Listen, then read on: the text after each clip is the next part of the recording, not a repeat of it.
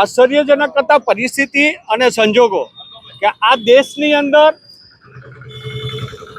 પછી અધિકારી હોય કે પદાધિકારી હોય, દેશ ભાવનાની દેશદાઝની વાતો કરે. આ રોડ ઉપરથી રાજકોટના કોર્પોરેશનના કમિશનર શ્રી મિનિમમ 4 વાર નીકળે છે, ઓછામાં ઓછી 4 વાર.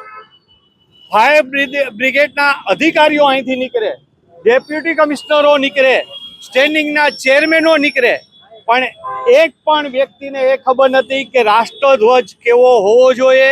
રાષ્ટ્રધ્વજ જે આપણે ચડાવીએ એનું માન સન્માન હોય. કાયદામાં બહુ સ્પષ્ટ જોગવાઈ છે. આની અંદર જે આ ભારત દેશનો કાયદો છે જે આખા ભારતની અંદર લાગુ પડે, એમાં આ કલમમાં સ્પષ્ટ લખેલું છે કે રાષ્ટ્રધ્વજ છે તો એ રાષ્ટ્રધ્વજ ખરાબ ન હોવો જોઈએ, મેલો ન હોવો જોઈએ.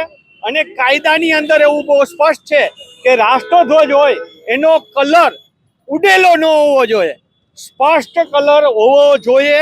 એમાં ક્યાંય પણ તડકાના હિસાબે કે એને ડેમેજ થયું હોય તો એ રાષ્ટ્રધ્વજને ઉતારી લેવો જોઈએ, ત્યાં નવો રાષ્ટ્રધ્વજ ચડાવવો જોઈએ.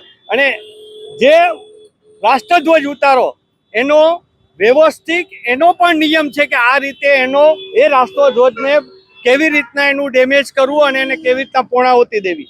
પણ રાજકોટ કોર્પોરેશન રાજકોટની અંદર જ્યાં જ્યાં રાષ્ટ્રધ્વજ છે એને આપ જોઈ શકો છો કે આના કલર ઉડી ગયા છે. આ રાષ્ટ્રધ્વજનું અપમાન છે. ત્યારે આ રાષ્ટ્રધ્વજનું જે અપમાન થતું હોય ત્યારે હું એવું કહેવા માંગુ છું, જો આ તિરંગાની માન સન્માન ન જળવાતો હોય, એનો કલર ઉડી ગયો હોય તો અહીંયા નવો ધ્વજ કેમ નથી ચડાવવામાં આવતો? એટલે આપના માધ્યમ દ્વારા આ કમિશનરશ્રીને કહું છું કે આ બંધારણની અંદર જે કલમ મુજબ એની ફરિયાદ દાખલ થાય અને એની અંદર આમાં જે કોઈ જવાબદારી હોય એની સામે ગુનો દાખલ થવો જોઈએ. આપ સૌને વિનંતી કરું છું કે આપ મારી સાથે આવો. આની જવાબદારી મેં જે જાણકારી મેળવી છે એ ફાયર બ્રિગેડ વિભાગની આવે છે. ફાયર બ્રિગેડના વડા માન્ય દવે સાહેબ અત્યારે એની કચેરીમાં બેઠા છે અને અમે અહીંયા જઈએ છીએ અને અમે એને નવો રાષ્ટ્રધ્વજ એને અર્પણ કરવા માંગીએ છીએ કે આ રાષ્ટ્રધ્વજ ચડાવો, આનું માન અને સન્માન તમે જાળવો.